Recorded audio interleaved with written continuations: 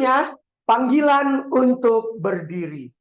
Seperti tadi Siska katakan, kita akan menyanyikan dari lagu Sion nomor sekian, lagu Sion edisi lengkap, semua dimohon untuk berdiri. Ayo berdiri.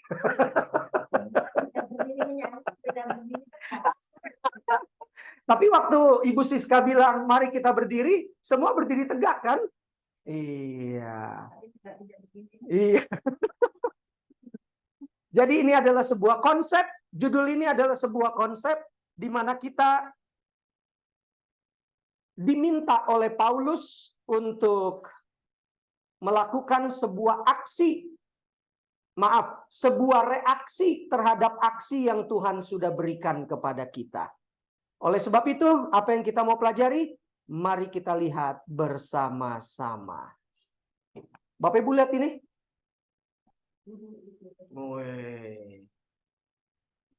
Inilah gambar yang saya bisa dapatkan tentang pasukan Romawi zaman dulu.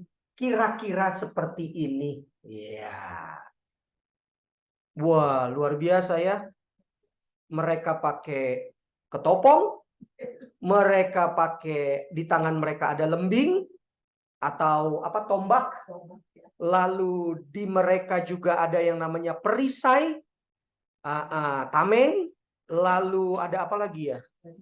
Baju jira, betul sekali tuh yang di sini tuh. Jadi kalau kena nggak apa-apa. Itu dari besi semua, besi, tembaga, perak, perak mungkin, perak kayaknya terlalu mahal lah ya.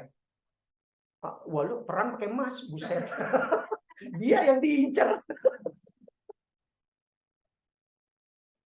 Dari nyawa, bener Pak. Paling tinggi itu tembaga ya. Pada umumnya tembaga dan besi. Ya, tembaga dan besi itu artinya nilainya jauh di bawah. Sekarang bisa bayangkan kalau perang, ujung tombaknya dari emas. Wah. Panahnya dari emas. Ya. Mas Budi. Nah, inilah keberadaan pasukan Romawi zaman itu. Sekarang coba bandingkan dengan Tentara Nasional Indonesia zaman sekarang. Nggak ada pakai perisai begitu. Sekarang ada ini Pak, tank baja. Iya, tanknya, alat kendaraan perangnya. Iya. Dia kan ada di jalurnya. Yes, betul. Betul sekali. Tapi tank baja juga, biar kata dia dibilang tank baja, alat canggih, tetap aja punya kelemahan. Iya.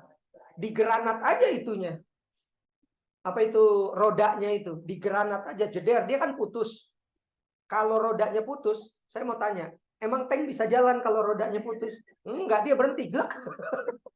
Udah, tinggal buka tembak jeder.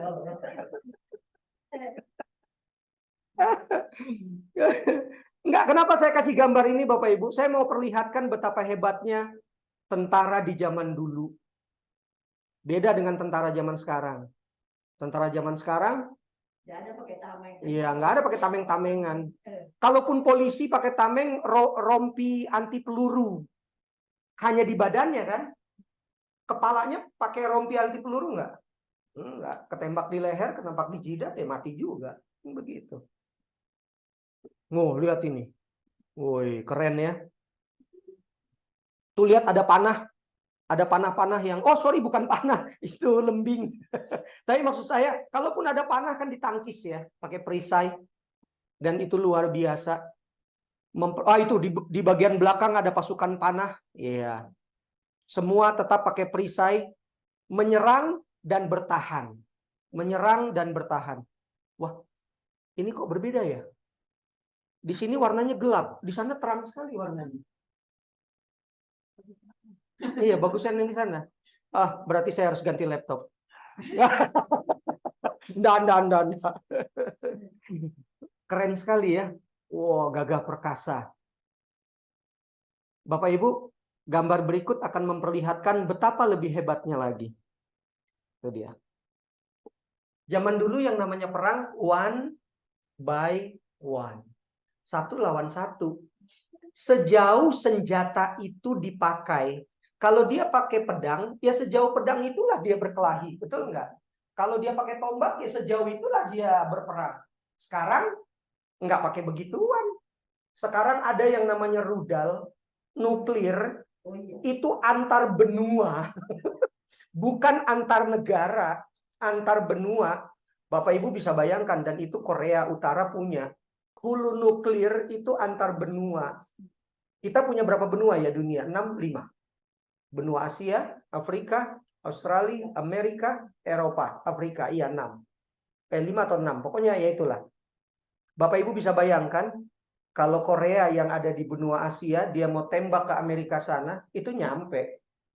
Tapi tiba-tiba menurut kurang tajam Pak, jadi tinggalnya di Indonesia. Ya, bisa nyengsol ya. Wah, ini.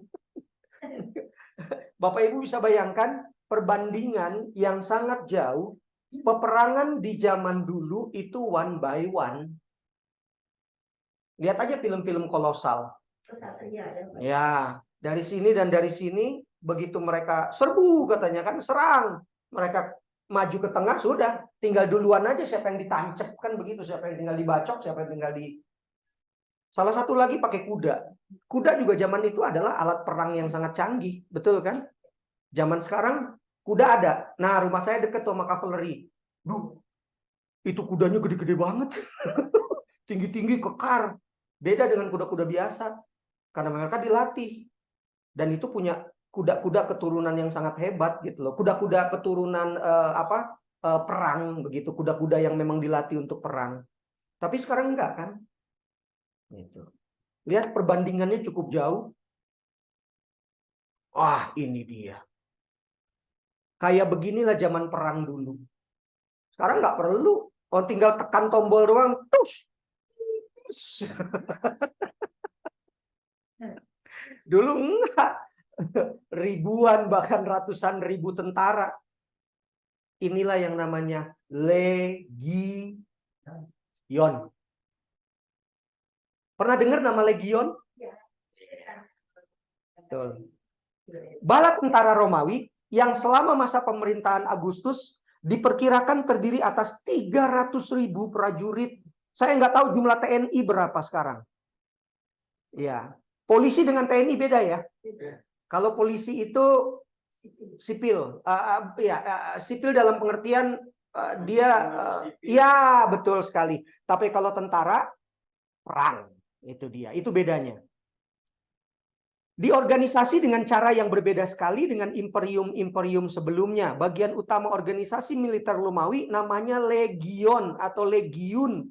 Legiun itu berasal dari bahasa Latin, sekumpulan pasukan tentara yang jumlahnya bervariasi pada masa yang berbeda. Di era Kaisar Agustus, satu legion itu 6.826 orang, yaitu 6.100 pasukan berjalan kaki dan 726 pasukan berkuda. Jadi dua kelompok. Yang namanya cavalry berkuda dan jalan kaki namanya artillery. Ya, yang satu artillery, yang satu cavalry.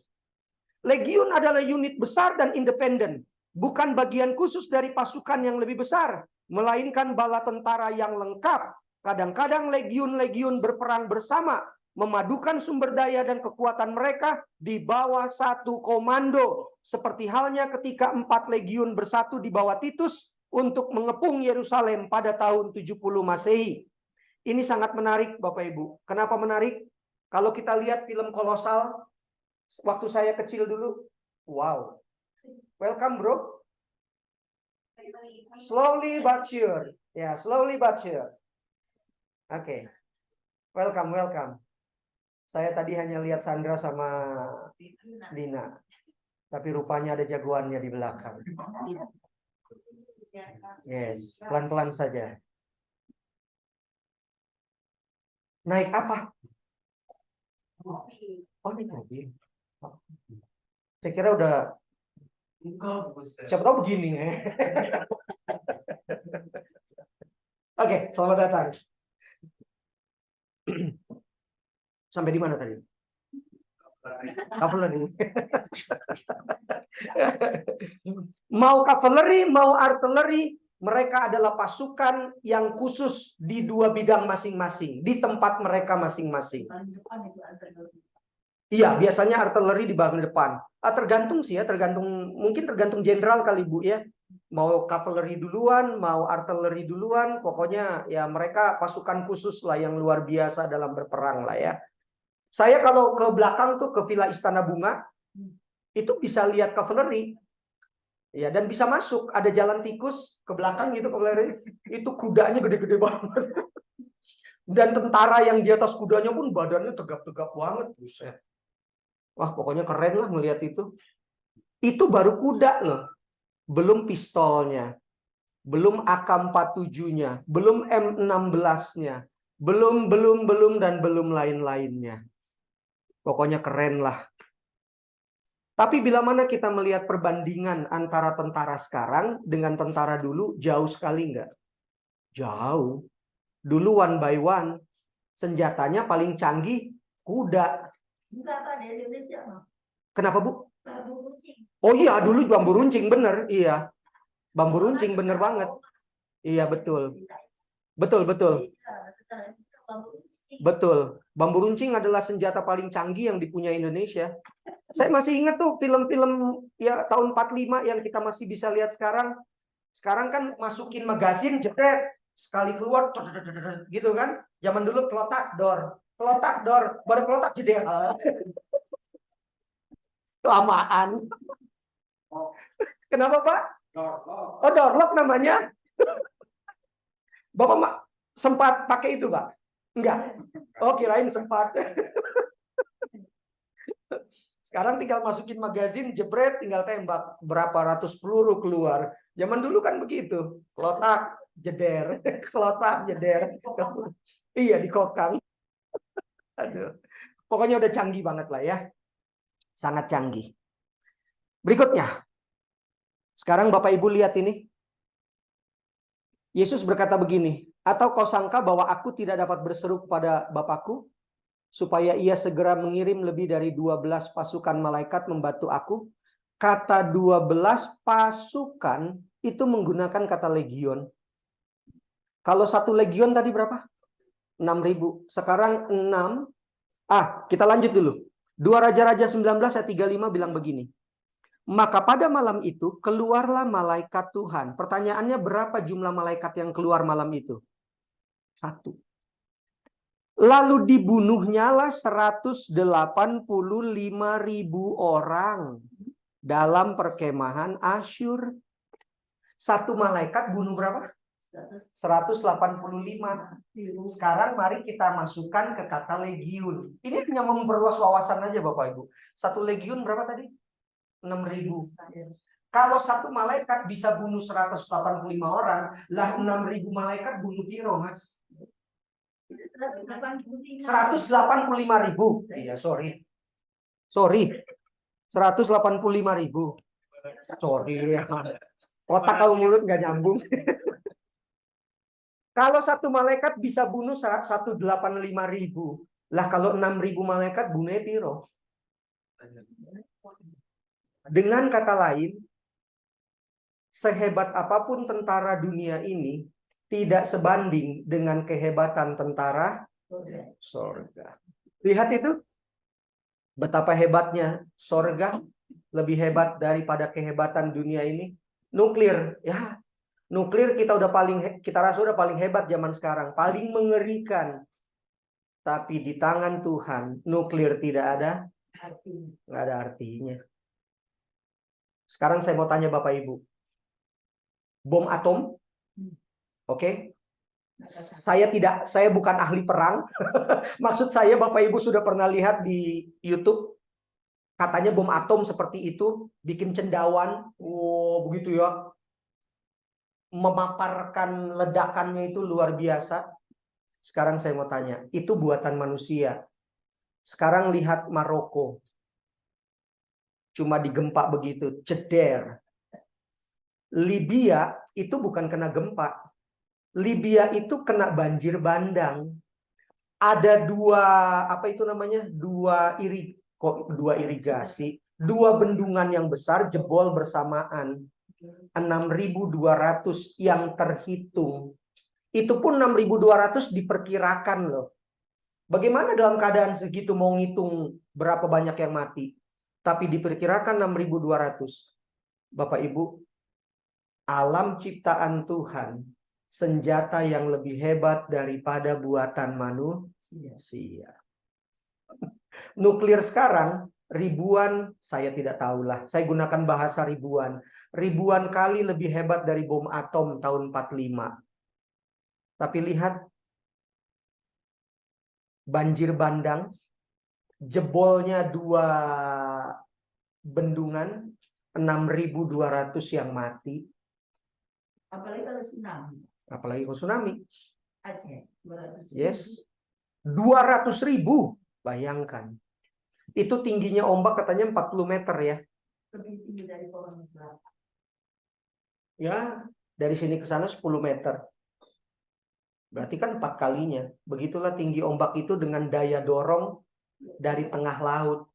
Kenapa saya mau sampaikan ini Bapak Ibu? Saya tadi di awal sudah katakan, ada satu senjata yang jauh lebih kuat dari yang dibuat manusia. Terpintar. Yes. Kita lanjut.